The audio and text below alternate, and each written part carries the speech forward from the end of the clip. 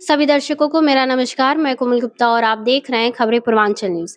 इस वक्त मैं उपस्थित हूँ प्रभाग क्रमांक 7 क के महायुति के उम्मीदवार सुदेश चौधरी जी के पास। आइए इनसे बातचीत करते हैं और जानते हैं इनके बारे में। सबसे पहले तो नमस्कार। नमस्कार, थैंक यू वेरी मच। मेरा सबसे पहला सवाल ये है कि आप चुनाव में उतरे हैं, इसके पीछे की वजह क्या है? और आपको क्या लगता है कि महानगर पालिका में खामियां है जिस वजह से आप विकास के चलते उतरे हैं मैदान में? नहीं, देखो पिछले 25 साल से मैं कॉर्पोरेटर हूँ और पिछले 5 चुनाव में चुन के आया हूँ लोगों में से और यहाँ के लोगों के काम भी मैंने किए हैं, यहाँ के लोगों से मैं जुड़ा हुआ हूँ और एक मेरी अच्छी खासी पहचान पहचान इस पूरे विरार शहर में है और मुझे आपको बताते हुए ये कि मैं ये चुनाव जीत जाऊँगा। आपने इस क्षेत्र में जिस क्षेत्र से आप चुनाव लड़ रहे हैं, आपने उस क्षेत्र में क्या कुछ सेवा की है जनता की? एक ही बात कहूँगा कि ये किया, वो किया मैं नहीं बताऊँगा, लेकिन मैं लोगों में रहा हूँ और लोगों के साथ जुड़ा हुआ हूँ। कल इलेक्शन है तो कल मैं उठ के चला नहीं जाता हूँ, तो बल्कि लोगों के साथ मैं 24/7 12 महीने लोगों के साथ रहता हूँ। इसके लिए मुझे लोगों के सामने जाने के लिए कोई दिक्कत नहीं होती है। लोग मुझे सामने से बोलते हैं कि तुम्हारा काम हमने एप्रिशिएट किया है। सभी उम्मीदवारों का ये कहना है कि वो विकास के लिए चुनावी मैदान में उतरे हैं। तो क्या पिछले 30 सालों में या पिछले अभी जो 1 वर्षों में जो सत्ता आई है या जो 30 वर्षों में वो सत्ता थी, क्या वो दोनों सत्ता ने विकास नहीं किया था या कभी विकास हुआ ही नहीं था जो अभी विकास के लिए सब उतरे हैं? देखो, पहले यहाँ पे 4 नगर परिषद थी और 53 गाँव थे। आज की परिस्थिति ऐसी है कि यहाँ पे महापालिका निर्माण 2009 में हुआ, 2010 में महापालिका का पहला चुनाव हुआ। पिछले 15 साल में इस क्षेत्र की जो बर्बादी हुई है, उस बर्बादी के लिए यहाँ के सत्ताधारी लोग ज़िम्मेदार हैं, क्योंकि विकास कुछ हुआ ही नहीं। विकास के नाम पे ये दावा करते हैं या खोखला विकास जो दिखाते हैं, तो हमें उसमें नहीं जाना है। हमारे पास जो विज़न है, इस शहर के लिए क्या-क्या सुविधा चाहिए, जन सुविधा क्या होनी चाहिए, अस्पताल का निर्माण होना ज़रूरी है, यहाँ की सड़कें कांक्रीटीकरण करना ज़रूरी है, यहाँ के 4 जो ओवरब्रिज होने चाहिए, वो होने चाहिए। यहाँ मेट्रो आनी चाहिए, यहाँ पे सी लिंक का निर्माण होना चाहिए और आप सभी को कल्पना है कि पिछले 15 दिन पहले महाराष्ट्र राज्य के उप मुख्यमंत्री और हमारे शिवसेना के मुख्य नेता एकनाथ जी शिंदे आए थे। उनके पास मैंने माँगे रखी थी और उन्होंने लोगों के सामने मेरा नाम लेके उन्होंने कहा कि ये सब माँगे पूरी की जाए। बस शर्त इतनी है कि इस महापालिका पे भगवा लहराना चाहिए और मैं आपको दावे के साथ कहता हूँ कि लोगों ने इस बार मन बनाया है। इस महापालिका पे अभी भारतीय जनता पार्टी, शिवसेना, महायुति का झंडा लहराएगा, भगवा लहराएगा। आप जिस क्षेत्र से चुनाव लड़ रहे हैं, उस क्षेत्र में क्या-क्या समस्याएँ हैं? देखो, यहाँ की जो आबादी है, ज़्यादा से ज़्यादा यहाँ पे 50% उत्तर भारतीय लोग हैं और 50% कोंकण से शिफ्ट हुए ऐसे लोग हैं और ये सब लोग जो है वो गरीब लोग हैं। तो इन गरीबों के लिए मुझे काम करना है। यहाँ के घर है, इन घरों को ओसी नहीं है और ओसी न होने के कारण उनको शास्ती भरनी पड़ती है और दूसरी चीज़ ये है कि यहाँ के घर इल्लीगल है।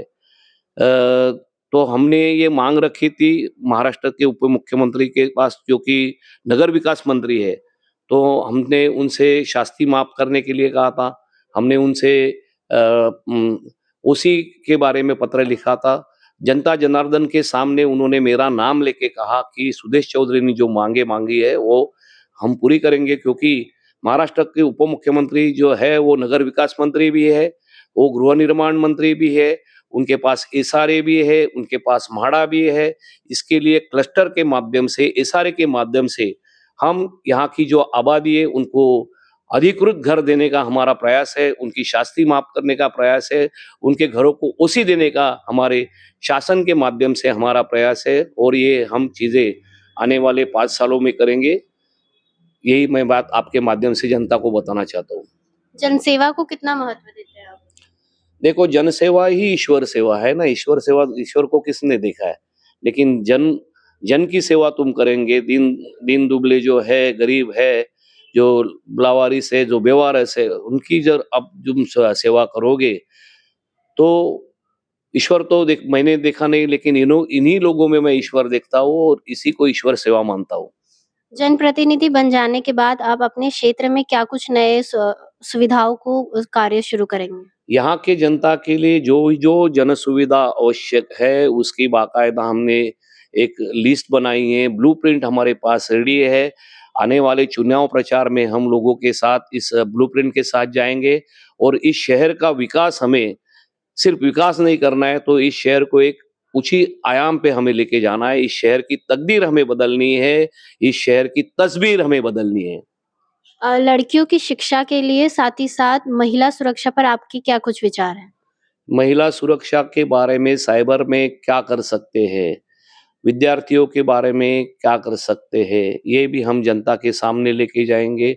अभी हमने जिला परिषद की जो स्कूलें हैं, उसको महापालिका के पास हस्तांतरित किया है। वो उस स्कूल के माध्यम से हम गरीब जनता के जो लड़के या बच्चे हैं, उन्हें शिक्षा देने का हम प्रयास करेंगे। एक अच्छी खासी शिक्षा इस महानगर पालिका के क्षेत्र में देने का हमारा प्रयास है और वो शिक्षा फ्री देने का हमारा मानस है। आप पीछे जो पूर्व सत्ता है पिछले 5 वर्षों से बहुजन विकास आघाड़ी में थे। आप अभी भारतीय जनता पार्टी में आए हैं, तो आपको क्या लगता है शिवसेना में आए हैं, तो आपको क्या लगता है कि बहुजन विकास आघाड़ी ने विकास किया है? बहुजन विकास आघाड़ी ने विकास किया होता तो लोकसभा में क्यों क्यों पराभूत होते थे? विधानसभा में क्यों उनको जनता नकारती थी? उन्होंने कुछ विकास नहीं किया, उन्होंने इस शहर की बर्बादी में उनका अहम हिस्सा है और इस भारत देश में मोदी जी के नेतृत्व में भारतीय जनता पार्टी और शिवसेना गठबंधन की सरकार है। देवा भाऊ के नेतृत्व में राज्य सरकार में शिवसेना भारतीय जनता पार्टी की सत्ता है।